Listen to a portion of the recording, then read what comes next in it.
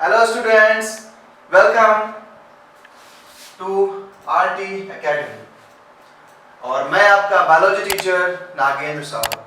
I hope आप सभी अच्छे से होंगे और हमारे RT Academy के बेस्ट फैकल्टी के टीचर्स के वीडियोस को लाइक शेयर सब्सक्राइब जरूर कर रहे होंगे।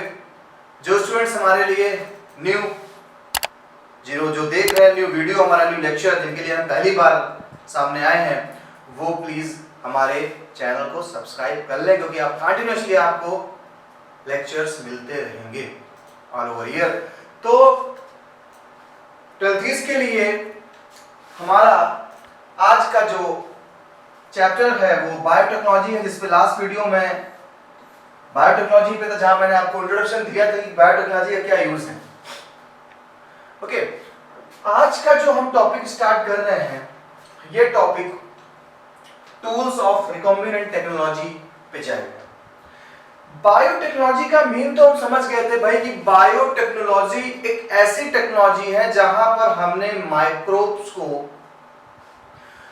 यूज किया इंडस्ट्रियल लेवल पे, जहां पर हमने कुछ जेनेटिक चेंज करके मन चाहे या डिजायरेबल प्रोडक्ट को बनाया और मैनकाइंड के लिए हमने सर्व किया। आज हम जानेंगे कि आखिर इस टेक्नोलॉजी के पीछे क्या मैकेनिज्म है, क्या टूल्स यूज करेंगे। ऐसा आसान नहीं है कि आपने डीएनए उठाया, काट दिया, ये कर दिया, वो कर दिया, नहीं, इतना आसान नहीं है। तो इसके लिए सबसे पहले हमें जानकारी लेनी पड़ेगी कि टूल्स कौन कौन से हैं, कौन कौन से ऐसे टूल्स हैं जो हम रिकॉम्बिनेंट डीएनए टेक्नोलॉजी के लिए लेते हैं। सवाल उठता है, सर आप कहेंगे सर आप तो बायोटेक्नोलॉजी पढ़ा रहे थे, अभी ये रिकॉम्बिनेंट डीएनए टेक्नोलॉजी कहां से आ गई। तो देखिए, बायोटेक्नोलॉजी एक टर्म था, एक कॉमन टर्म था। उस कॉमन टर्म में जब आप किसी के डीएनए में चेंज करके कोई डिजायरेबल डीएनए लगाते हैं, कोई डिजायरेबल डीएनए ऐड करते हैं, अभी ये जो डीएनए बनता है जिससे हम फायदे लेने वाले हैं, इस डीएनए को हम रिकॉम्बिनेंट डीएनए कहते हैं। हमें चाहे प्रोडक्ट बनाना हो या हमें जेनेटिक मॉडिफाइड ऑर्गेनिज्म बनाना हो, हमें उन दोनों चीजों के लिए दो लोगों के डीएनए को मिक्स करना पड़ेगा। एक हमारा डीएनए हमारे जो भी हमारा प्लाज्मिड है उसका डीएनए होगा, यानी हमारा जो वेक्टर है उसका डीएनए होगा, और अनदर डीएनए हमारा डिजायरेबल डीएनए होगा जिसे हम बनाना चाहते हैं। 2 डीएनए हमें लेने ही पड़ेंगे और जब इन 2 डीएनए का कॉम्बिनेशन हम बनाएंगे तो वो रिकॉम्बिनेंट डीएनए के नाम से जाना जाएगा। वही कह रहा है कि एक डीएनए में डिजायरेबल डीएनए को जोड़ना, उसको काटना, इसके लिए आपको टूल्स की जरूरत पड़ेगी और यही टूल्स हमारे बन गए हैं tools of recombinant DNA technology.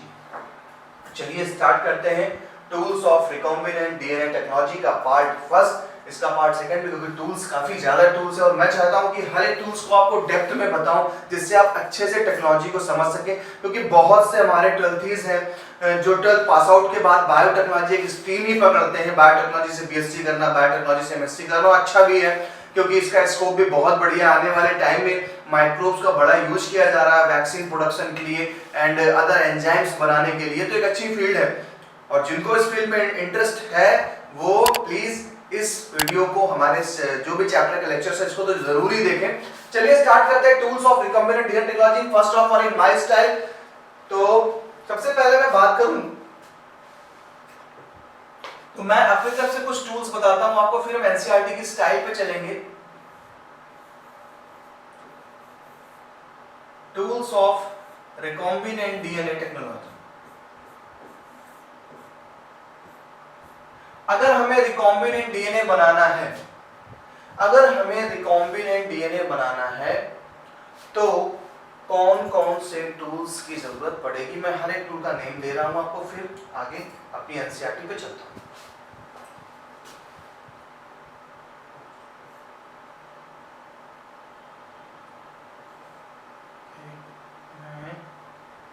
Tools के लिए आपका फर्स्ट ऑफ ऑल अगर आप किसी पेशेंट को सही करते हैं, जो भी हमारा पेशेंट है, या हम किसी के डीएनए को चेंज करना चाहते हैं, कुछ अल्टरेशन करना चाहते हैं, तो हम क्या करते हैं, सबसे पहले हमें ज़रूरत पड़ेगी डिजायर्ड डीएनए। डिजायर्ड डीएनए याद रखिएगा, इस डिजायर्ड डीएनए के बहुत नाम हैं। डिजायर्ड डीएनए कहेंगे, बहुत से लोग किसी को एलियन डीएनए कहेंगे, बहुत से लोग इसी को फॉरेन डीएनए कहेंगे, कई सारे नाम हैं जो हमें डीएनए का प्रोडक्शन करना है। मैंने बोला भी था कि इस चैप्टर में हमारे सबसे ज़्यादा जो जोर दिया गया है वो जोर दिया गया है किसी केमिकल प्रोडक्ट को बनाने के लिए। और केमिकल प्रोडक्ट को बनाना है तो हमें दो डीएनए जरूरत पड़ेगी, एक जिसमें हम अपना डीएनए लगाएंगे, दूसरा वो हमारा जो डिजायर्ड डीएनए जिसमें हम चाहते हैं कि इस टाइप की प्रोटीन बने। तो ये हमारा येलो वाला फॉरेन डीएनए है, ये हमारा फॉरेन डीएनए या डिजायर्ड डीएनए है। एंड जो आप ब्लू से देख रहे हैं ये हमारा वेक्टर डीएनए है, वेक्टर डीएनए। इस वेक्टर डीएनए की हेल्प से हम इस डीएनए को इंसर्ट करेंगे किसी माइक्रोब में, और उस माइक्रोब से जब माइक्रोब हमारा 1 to 2 होगा तो हमारा डीएनए भी 1 to 2 होता जाएगा, साथ ही साथ हमें कुछ ना कुछ केमिकल प्रोडक्ट मिलेगा, और उस केमिकल प्रोडक्ट को हम मार्केट में बेचेंगे और पैसे कमाएंगे। क्लियर? तो हम इसी रिकॉम्बिनेंट डीएनए टेक्नोलॉजी के टूल्स के बारे में बता रहे हैं आपको। तो टूल्स में सबसे पहला आपका डिजायर्ड डीएनए है, एलियन डीएनए है, एंड ये हमें जोड़ना पड़ेगा। सेकंड थिंग हमें जरूरत पड़ेगी, और वो जरूरत हमें पड़ेगी वेक्टर डीएनए की। वेक्टर डीएनए सेकंड थिंग जो हमें जरूरत पड़ने वाली है, वेक्टर डीएनए की जरूरत पड़ेगी हमको। एंड थर्ड मूवमेंट हम आएंगे तो हमें डीएनए को कट करने के लिए रेस्ट्रिक्शन एंजाइम चाहिए हमें। रेस्ट्रिक्शन एंजाइम चाहिए हमें। एंड फोर्थ स्टेप पे रेस्ट्रिक्शन एंजाइम के बाद, अभी टेंशन नहीं ले, अभी केवल नेम डन करें, अभी मैं सबके बारे में डिटेल दूंगा आपको। रेस्ट्रिक्शन एंजाइम के बाद हमें होस्ट सेल की जरूरत पड़ेगी, साथ ही साथ हमें लाइगेज एंजाइम की जरूरत पड़ेगी। ओके, लाइगेज एंजाइम की हमें जरूरत पड़ी। तो ये हमारे पास टूल्स हैं। मैं यहाँ पर एक चीज़ और ऐड करता हूँ कि हमें यहाँ पर कुछ बायो रिएक्टर चाहिए, बायो रिएक्टर जहाँ पर हम प्रोडक्शन करेंगे। तो ये सारी चीजें हमें रिकॉम्बिनेंट डीएनए, बार बार रिकॉम्बिनेंट डीएनए मींस जब डिजायर्ड डीएनए और वेक्टर डीएनए को जोड़ते हैं तो रिकॉम्बिनेंट डीएनए तैयार होता है, और इस रिकॉम्बिनेंट डीएनए को बनाने के लिए हमें डिजायर्ड डीएनए की नीड पड़ेगी, वेक्टर डीएनए की नीड पड़ेगी, रेस्ट्रिक्शन एंजाइम की नीड पड़ेगी, होस्ट सेल की नीड पड़ेगी, लाइगेज एंजाइम की नीड पड़ती, बायोरिएक्टर की बनेगी। तो यहाँ पर बायोरिएक्टर मैंने एक्स्ट्रा पॉइंट नोट किया है, ये हालांकि इसका पार्ट ना रख करके हम अलग ही समझें इसको। लाइगेजेस तक टूल्स हमारे हो जाएंगे, जब सारी चीजें अलग रहेंगी तब हम बायोरिएक्टर में इनको डाल करके प्रोडक्शन करेंगे। सबसे पहले आप देख रहे हैं डिजायर्ड डीएनए या एलियन डीएनए। डिजायर्ड डीएनए या एलियन डीएनए वो डीएनए है जिस पे हम काम करना चाहते हैं, जो हमारी इच्छा के अनुसार है। अगर हमें इंसुलिन बनाना है तो हमें इंसुलिन का जो जीन्स ले रहे हैं, ये इंसुलिन का जो जीन होगा ये हमारा डिजायर्ड डीएनए होगा। वेक्टर डीएनए, क्योंकि नॉर्मल हमारा डीएनए रेप्लिकेट कर नहीं सकता है, ये अकेले रेप्लिकेट नहीं कर सकता है, इसको रेप्लिकेशन के लिए जरूरत पड़ती है जिस डीएनए की, उस डीएनए को हम वेक्टर डीएनए कहते हैं। And third point is restriction enzyme. हमें कुछ एंजाइम चाहिए, क्योंकि बेटा आप कहीं ना कहीं से इस डीएनए को कट करके ला रहे हैं, और यहाँ भी इस डीएनए को आप कट ही कर रहे हैं। भाई डीएनए पूरा फुल रहा होगा, हमने इस डीएनए क्या किया है, हमने इस डीएनए को कट किया है, ये ऐसे कट किया है। तो जो हमने इस डीएनए को कट किया है, और कट करने के लिए जो हमें एंजाइम चाहिए डियर, वो एंजाइम होता है हमारा रेस्ट्रिक्शन एंजाइम। उस एंजाइम को हम रेस्ट्रिक्शन एंजाइम बोलेंगे, जिससे हम डीएनए को पीस करेंगे। क्लियर? तो अब आपने कट तो कर दिया, आप जोड़ना भी तो है इसको, क्योंकि हमारा जो एलियन डीएनए इसे जोड़ना है। तो एलियन डीएनए को हम जोड़ने के लिए अब जिस एंजाइम का यूज करते हैं, उस एंजाइम का नाम है लाइगेज एंजाइम। ये लाइगेज एंजाइम है, तो जोड़ने का काम कर रहा है। ओके, तो रेस्ट्रिक्शन एंजाइम कट करने का काम करता है डीएनए को, लाइगेज का फंक्शन होता है डीएनए को ऐड करना, एंड होस्ट सेल वो सेल है जहां पर हम अपने रिकॉम्बिनेंट डीएनए को डालेंगे, क्योंकि होस्ट सेल से ही हमें प्रोडक्शन मिलना है।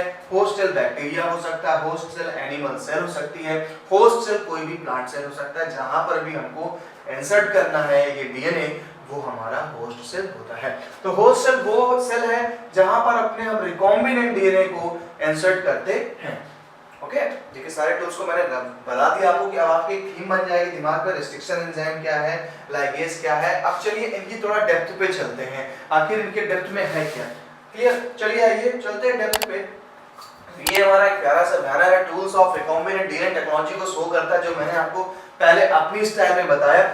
अब चलते हैं आगे, तो पहुंचे हम जरा भाई tools of recombinant DNA technology. सबसे पहला इन्होंने दिया हुआ restriction enzyme, then cloning vector and competent host. सारी चीजों को तीन चीजों में समेटा है, जिसको मैंने एक्सप्लोर किया है वो इन तीन जगह पे समेट दी गई है। सबसे पहला पॉइंट है रेस्ट्रिक्शन एंजाइम, जो मैंने अभी बताया आपको। तो restriction enzyme, cloning vector, vector मतलब प्लाज्मिड जैसे हम यूज करें किसी का, जो यानी ये वही क्लोनिंग वेक्टर है, वही क्लोनिंग वेक्टर है जिसमें हम अपने डिजायर्ड डीएनए को ऐड करेंगे। ओके, कॉम्पिटेंट होस्ट, ये वो होस्ट सेल है जहां पर हम अपने रिकॉम्बिनेंट डीएनए को डालेंगे। यानी तीन चीजों पे बात चल रही थी, जो सारी चीजों को तीन चीजों में समेट दिया। सारे एंजाइम जो है वो रेस्ट्रिक्शन एंजाइम, वो लाइगेज एंजाइम, वो यहाँ आ गए। क्लोनिंग वेक्टर जिसमें हमारा डिजायर्ड डीएनए जोड़ेंगे, वो प्लाज्मिड हो सकता है, वो वायरसेस के डीएनए हो सकते हैं, वो हमारे क्लोनिंग वेक्टर में आ गए। जिस सेल में हम अपने इस डीएनए को डालेंगे वो हमारा कॉम्पिटेंट होस्ट होता है। अभी रेस्ट्रिक्शन एंजाइम पे चलते हैं, क्या होता है रेस्ट्रिक्शन एंजाइम। बहुत ज्यादा पूछा जाने वाला क्वेश्चन होता है हमारे रेस्ट्रिक्शन एंजाइम से ध्यान से पढ़ें इस रेस्ट्रिक्शन एंजाइम के बारे में। These are the enzyme which cut DNA at a specific site into fragments. They belong to a class of enzyme called nucleases. ये जिस एंजाइम से, देखिए एज लग जाता है किसी में, तो पहली बात तो आपने समझने वाली होती है ये एंजाइम होता है। अब डीएनए तो नॉर्मल चीज है नहीं, डीएनए तो न्यूक्लिक एसिड का पार्ट है, तो न्यूक्लिक एसिड के हिसाब से यहाँ पर हम लिख दिया न्यूक्लियेसेस। यानी रेस्ट्रिक्शन एंजाइम उस ग्रुप से बिलोंग करते हैं जिस ग्रुप से न्यूक्लिक एसिड जुड़ा हुआ और वो बनता है न्यूक्लिक एसिड। तो ये डीएनए को स्पेसिफिक प्लेस पे कट करेगा। डीएनए के बारे में आप जान चुके हैं, 5 प्राइम से 3 प्राइम एक चेन होती है, 3 प्राइम टू 5 प्राइम एक चेन होती है। ये नाइट्रोजनस बेस लगे हुए। तो डीएनए को जिस स्पेसिफिक स्पेस से कट करेगा वो हमारा रेस्ट्रिक्शन एंजाइम होता है। पहले दिमाग में बात ये ले लीजिए कि रेस्ट्रिक्शन एंजाइम सर वो एंजाइम है जो डीएनए को एक स्पेसिफिक प्लेस से कट करेंगे, ये नहीं कहीं से भी उड़ा डालें, एक पर्टिकुलर जगह से।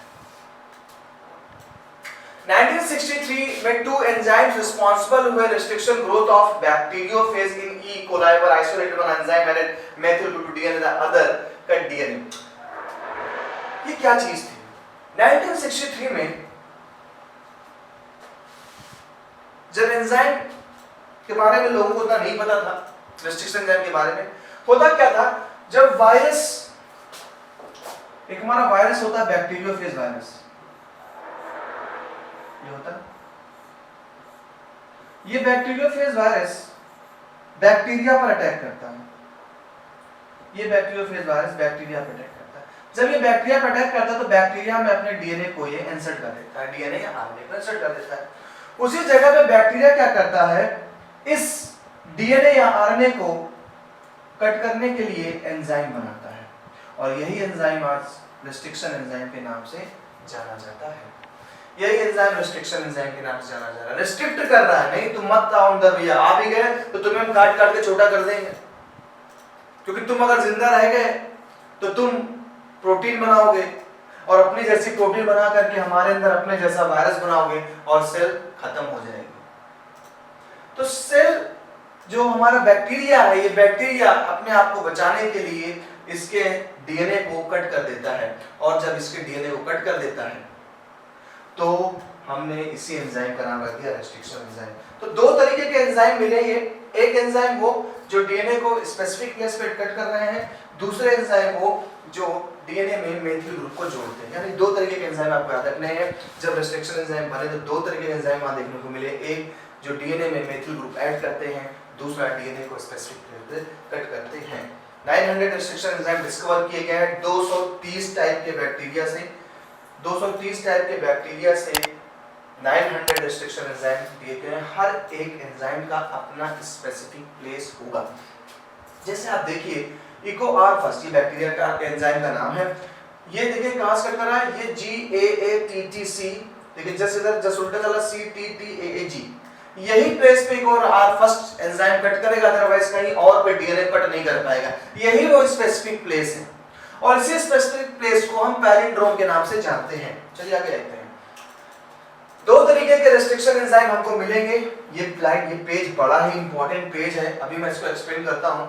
दो तरीके के रेस्ट्रिक्शन एंजाइम्स हमें देखने को मिले, एक्सोन्यूक्लियस एंड एंडोन्यूक्लियस। दो तरीके के रेस्ट्रिक्शन एंजाइम।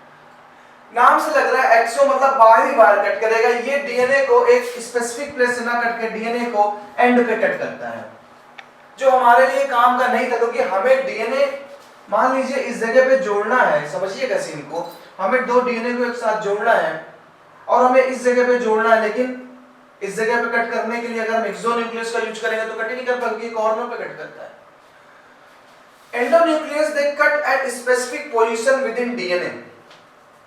तो अब जो रेस्ट्रिक्शन एंजाइम था, दो तरीके के एंजाइम बने, एक मेथिल ग्रुप से जोड़ रहा था, दूसरा रेस्ट्रिक्शन एंजाइम था। अब जो रेस्ट्रिक्शन एंजाइम था, ये रेस्ट्रिक्शन एंजाइम भी दो तरीके के हो गए, एक्सोन्यूक्लियस, एंडोन्यूक्लियस।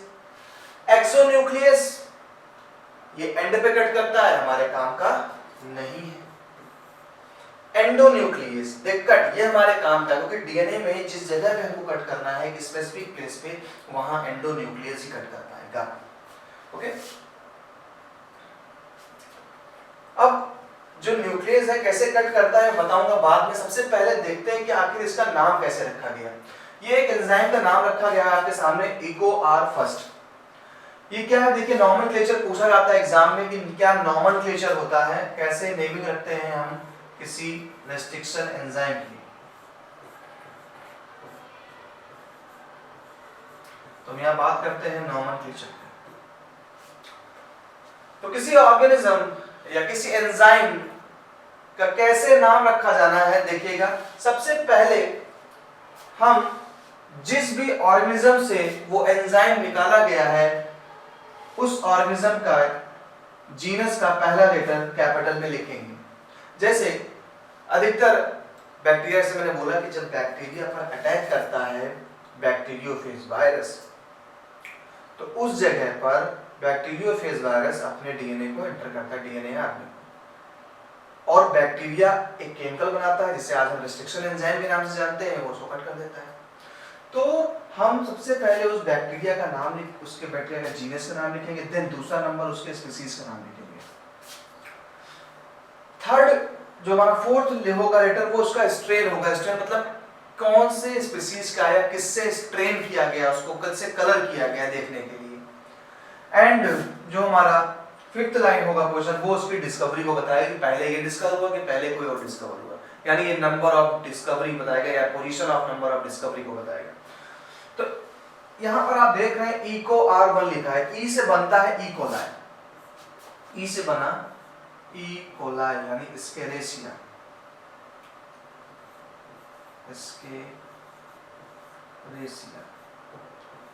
एस्केरेसिया ये उस बैक्टीरिया का नाम था, ये उसकी स्पीसीज है। सीओ का मतलब होता है कोलाई, सीओ का मीन कोलाई, ये उसकी स्पीसीज है। आर उसका स्ट्रेन है, किस स्ट्रेन से निकाला गया है।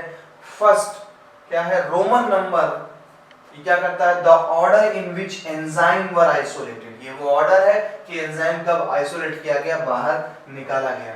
तो ऐसे एक एंजाइम का नॉमेनक्लेचर किया जाता है। तो याद रखिएगा, फर्स्ट लेटर शो करता है उस ऑर्गेनिज्म के जीनस को, सेकंड जो आपके लेटर है सेकंड एंड थर्ड वो उसके स्पीसीज को, फोर्थ पॉइंट पे उसके स्ट्रेन को, किस स्ट्रेन से निकाला गया, किस स्ट्रेन से कलर किया गया है, एंड लास्ट रोमन जो वर्ड है वो उसके नंबर ऑफ आइसोलेशन ऑर्डर बताता है कब डिस्कवरी हुई है। अब वही चीज बताया जा रहा है। फर्स्ट रेस्ट्रिक्शन जो एंडोन्यूक्लियस को डिस्कवर किया गया, फर्स्ट रेस्ट्रिक्शन एंडोन्यूक्लियस, वो था Hind second.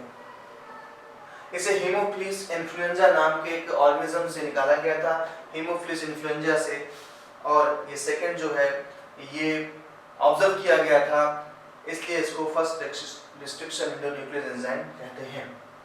It cuts DNA by recognition a specific sequence of 6 base pair। थोड़ा यहाँ पे समझने की कोशिश करिएगा, थोड़ा सा मॉलिक्यूलर बेसिस पे आ गए यहाँ पर हम लोग।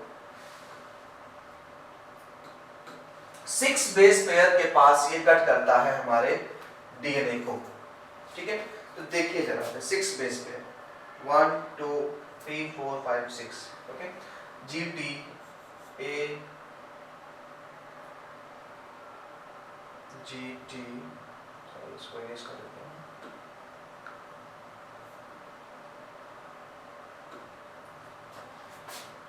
GTT AC and GTT।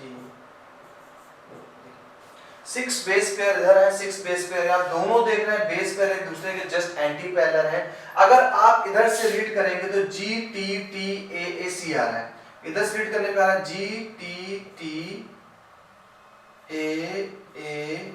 इधर से आ रहा है। अब अगर आप जस्ट दूसरे से रीड करेंगे 3 प्राइम से 5 प्राइम पे तो निकल के आ रहा है क्या आ रहा है, देखिए रीड करिए CAATTC। यानी इधर से रीड करने पर और दूसरे रो से रीड करने पे दोनों तरफ से एक ही रीडिंग निकल रही है। जैसे अगर हम बात करें, बचपने में हम लोग डाल्डा नाम की चीज जानते थे, तो डाल्डा का अप्रोक्सीमेटली आप इधर से भी रीड करेंगे तो डाल्डा ही जा रहा है, और आप इधर से रीड करेंगे तो डाल्डा ही जा रहा है। दोनों तरफ से रीडिंग में डाल्डा टर्म जा रहा है। सेम ऐसे सीक्वेंस जो बोथ साइड पे रीडिंग करने पे सेम प्रोनाउंसिएट करेंगे, सेम नाइट्रोजनस बेस रखेंगे, उसे हम बोलते हैं क्या, पैलिंड्रोमिक सीक्वेंस या रिकॉग्नाइजिंग सीक्वेंस। तो ये पैलिंड्रोमिक सीक्वेंस है, बोथ साइड से रीड करने पे एक ही डायरेक्शन में चल रहा है। GTTAC एंड CAATC आप तो जानते हैं कैसे डीएनए एंटी पैरेलल जुड़े होते हैं। ऐसे सीक्वेंस पे ही कट करता है हमारा हिंद सेकेंड। तो हिंद सेकेंड का ये पैटर्न है, एग्जाम में हिंद सेकेंड का दिया जाएगा। काफी हद तक हिंद सेकेंड देखते हैं कि भाई यहाँ पर जो एंजाइम कट कर रहा है वो कौन सा एंजाइम होगा। तो यहाँ पर अगर GTTAC वाला आता है तो यहाँ पर हमारा होता है कौन सा एंजाइम, यहाँ पे होगा हमारा हिंद सेकेंड एंजाइम। ऐसे कई सारे एंजाइम्स दिए गए हैं, ALU फर्स्ट, हेमोफिलिस फर्स्ट, BAM ऐसे करके दिए गए, सबके रिकॉग्नाइजिंग सीक्वेंस दिए गए हैं। लेकिन सबसे ज्यादा जो पूछा जाने वाला सीक्वेंस है वो है हिंद सेकंड का एंड इको आर फर्स्ट का। इन दो लोगों का सबसे ज्यादा पूछा जाएगा, तो इन दोनों पे ज्यादा फोकस करिएगा। इको का फर्स्ट का क्या है, GAATTC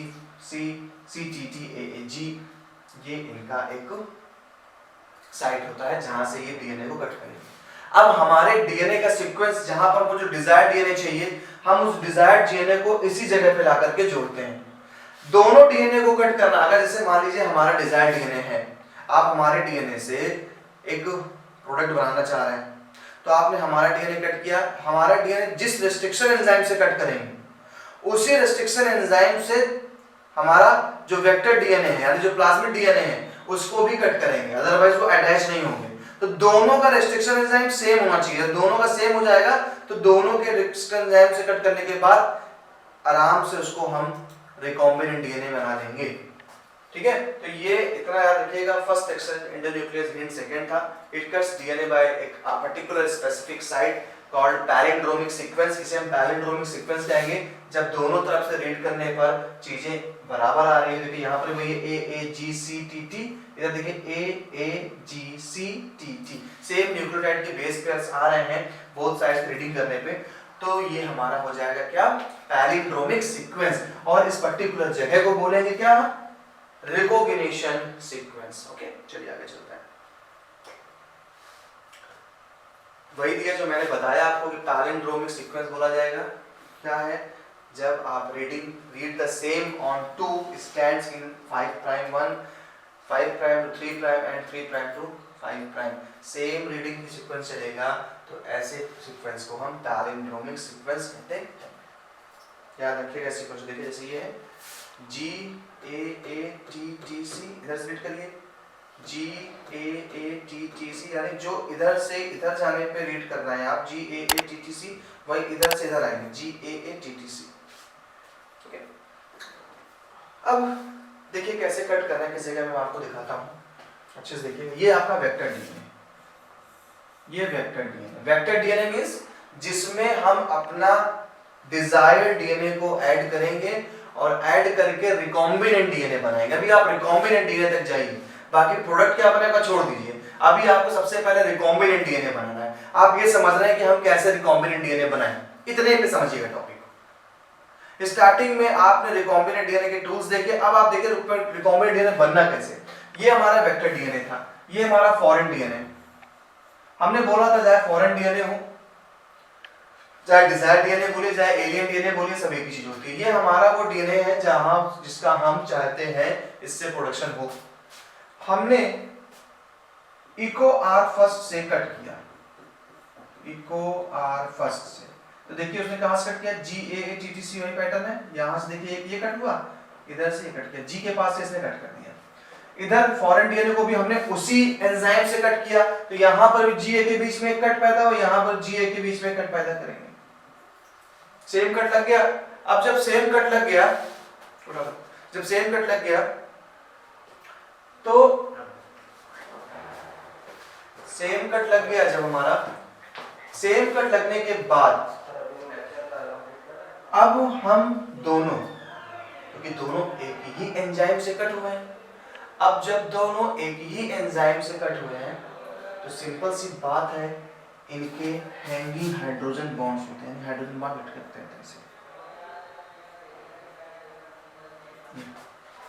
ऐसे हाइड्रोजन बॉन्ड्स हैंग रहते हैं, क्योंकि आपने पढ़ा है कि न्यूक्लियोटाइड के जो बेस पेयर है वो हाइड्रोजन बॉन्ड्स होते हैं। तो हाइड्रोजन बॉन्ड क्या हो, जब सेम होता है तो स्टिकी एंड्स बन जाते हैं, जो इधर कटा दोनों के स्टिकी एंड बन, याद रखिए इसी को स्टिकी एंड्स कहते हैं। अब इसी स्टिकी एंड्स, क्योंकि फायदा क्या मिला, जब रेस्ट्रिक्शन एंडोन्यूक्लियर एंजाइम से कट करेंगे तो बेनिफिट ये मिलता है कि ऐसा स्ट्रेच पैदा होगा। देख लीजिए इस चीज को ध्यान से, डायग्राम को। इधर से अगर एंजाइम ने कट किया, एक बॉन्ड इधर कट किया, इधर कट किया, ये इतना पीस क्या हो गया, बाहर हो गया। तो क्या बचा, केवल देखो T बचा। इधर देखो घटना क्या घटी, इधर एंजाइम ने ये मारा तो ये इतना गायब इसने कर दिया, सॉरी ये इधर से गया इतना गायब कर दिया। ऊपर का बचा AATTC बचा। अब ये इस पे आसानी से क्या हो जाएगा, ऐड हो जाएगा। तो एक स्टिकी एंड्स बन जाता है। स्टिकी एंड्स यानी सेम रिस्ट्रिक्शन एंजाइम से कट करने पर हाइड्रोजन बॉन्ड्स हैंगिंग रहते हैं, खुले रहते हैं, ओपन रहते हैं, जिस जगह पे आसानी से इसको जोड़ा जाता है। लेकिन अब बात जोड़ने की आती है, तो आपने डीएनए कट किया है रेस्ट्रिक्शन एंजाइम से, अब डीएनए जोड़ने की बात आएगी तो लाइगेज एंजाइम से इसको जोड़ा जाएगा। लाइगेज एंजाइम डाल करके हम दोनों डीएनए को डाल देंगे, मिक्सअप कर देंगे। ये सब टेस्ट ट्यूब में चल रहा है, कोई कैंची वैची नहीं उठा रहा है। कैंची करने का काम हमारा रेस्ट्रिक्शन एंजाइम ने किया है, तभी इसको बोलते हैं मॉलिक्यूलर सीजर, जो 1 मार्क का क्वेश्चन बनता है, बहुत इंपॉर्टेंट। ये मॉलिक्यूलर सीजर क्या होता है, तो आपका restriction endonuclease enzyme, not exonuclease, endonuclease enzyme is known as molecular scissor. Molecular scissor ने अपना काम कर दिया। अब बात आएगी कि कैसे हम इसको जोड़ें। तो हमने डिजायर्ड डीएनए लिया एंड वेक्टर डीएनए लिया टेस्ट ट्यूब में पिपेट से, एंड हमने लाइगेज एंजाइम मिक्स कर दिया। अभी जब लाइगेज एंजाइम मिक्स कर दिया तो क्या करेगा लाइगेज, इनको इससे जोड़ देगा। आप देखिए जो बन गया है, 2 डीएनए का मिक्सचर बन गया है, यही 2 डीएनए का मिक्सचर बनता है रिकॉम्बिनेंट डीएनए। यहां पर हमारा वेक्टर डीएनए भी है और हमारा डिजायर्ड डीएनए या फॉरेन डीएनए भी है। दोनों ने जुड़ करके एक रिकॉम्बिनेंट डीएनए को बनाया। यही काम कर रहे थे हमारे कौन, रेस्ट्रिक्शन एंडोन्यूक्लियस एंजाइम। ये हमारा टूल्स था रेस्ट्रिक्शन। देखिए restriction enzymes cut the strand a little away from the center of a palindrome site, from a center of a palindrome site से अब दूर करेंगे, एकदम सेंटर से नहीं कट करेंगे पैलिंड्रोम के दूर करेंगे। सॉरी साफ कर देता हूं, इससे आप देखते चले टॉपिक को। तो पैलिंड्रोम में क्या सेंटर से नहीं कट कर रहा है, सेंटर से दूर पे कट कर रहा है, ये कट कर रहा है। इधर ये कट कर रहा है, सेंटर से दूरी पे कट कर रहा है। But between the same two bases on the opposite stand, they leave single stranded overhanging stretches. This leaves, ये लाइन आप लर्न कर लीजिएगा. This leaves single stranded overhanging stretches at the end. They are called स्टिकियंट्स. तो आपके examination के लिए जो definition मिल जाएगी वो स्टिकियंट्स की डिफिनेशन यहाँ से मिल जाएगी आपको कि after the cut of the restriction enzyme leaves single stranded overhanging stretches at the ends. They are called sticky-ends. Overhanging structure hydrogen bond अटक रहे हैं. वही चीज यहाँ पे दिखाई गई है कि sticky ends form H bond. Sticky ends H bond with their complementary cut counterpart. This stickness facilitate action of DNA ligase. जो हमारे स्टिकी एंड्स है ये हाइड्रोजन बॉन्ड को फॉर्म कर रहे हैं और ये जो हाइड्रोजन बॉन्ड है with their complementary cut counterpart this stickness facilitate to DNA ligase. जो ओवरहैंगिंग पार्ट होते हैं हाइड्रोजन बॉन्ड के, यहाँ से हमारा लाइगेज एंजाइम अच्छे से जुड़ सकता है, इसलिए यहाँ पे हमारा लाइगेज जुड़ता है और रिकॉम्बिनेंट डीएनए का फॉर्मेशन करता है. When cut by the same restriction enzyme, जो भी मैंने आपको अभी ऑलरेडी बताया वही सारी थ्योरी मैं यहाँ पर रीड कर रहा हूँ और यही थ्योरी आपके नोट्स बनाने के काम आ जाएगी. जैसा कि हमारी एकेडमी ने वादा किया था कि आपको थ्रू आउट ईयर नोट्स मिलेंगे, तो नोट्स भी आपको इस तरीके से मिलेंगे. तो ये पूरी डिफिनेशन रही जहां पर स्टिकी एंड्स कैसे जुड़े, लाइगेज ने क्या काम किया, और एक हमारा जो टूल्स था एंजाइम वाला टूल्स, वो एंजाइम वाला टूल्स फिनिश होगा. तो देखिए कुछ पॉइंट्स यहाँ पर याद रखने वाली बात होगी आपको कि ओवरऑल सबसे ज्यादा जो क्वेश्चन पूछेगा वो इस डायग्राम से बहुत पूछता है. यहीं पे डायग्राम पे लेबलिंग ये आपको मिस कर देगा और आपसे पूछेगा भाई कि पहली बात बताइए कि ये कौन सा एंजाइम है. तो ये जरूर याद रखना, यही पूछा जाएगा आपके बोर्ड के अकॉर्डिंग. आपसे GAATTC वाला ही सीक्वेंस पूछा जाएगा और अगर GAATTC वाला सीक्वेंस है तो आप याद रखिएगा वहां पे इको आर फर्स्ट एंजाइम है.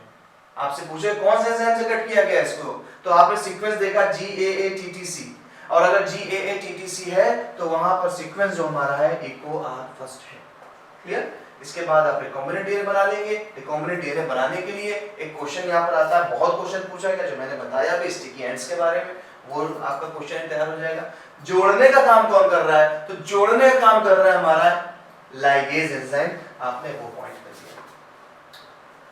Sticky ends form as bonds, जो कि मैंने बता दिया. Their complementary cut counterpart, this stickiness facilitate action to ligase. When cut by the same restriction enzyme, the DNA fragments have the same kind of sticky ends. They are joined by DNA ligases. इस तरीके से आज हमने enzymatic वाला जो tools था वो enzymatic वाला टूल्स को फिनिश किया. कैसे एंजाइम वर्क करता है, रेस्ट्रिक्शन एंडोन्यूक्लियोज एंजाइम. देखिए कुछ पॉइंट्स है जो नोटेबल है, नोट कर चलिएगा पॉइंट्स. आप सबसे पहले रेस्ट्रिक्शन एंडोन्यूक्लियोज के बारे में डेप्थ से पढ़ना है, उसका नॉमेनक्लेचर कैसे करना है वो मैंने बताया आपको. आफ्टर दैट कैसे काम कर रहा है तो आपने बताना है. स्टिकी एंड जनरेट करता है कट करने के बाद. आपको स्टिकी एंड्स की डिफिनेशन मेरे नोट्स से नोट कर लेनी है पॉज करके वीडियो को. एंड लाइगेज ने कैसे वर्क किया एंड ओवरऑल कैसे रिकॉम्बिनेंट डीएनए का फॉर्मेशन हुआ. अभी हमने सिर्फ रिकॉम्बिनेंट डीएनए बनाया है. अब इस रिकॉम्बिनेंट डीएनए का करना क्या है ये हम नेक्स्ट लेक्चर में देखेंगे.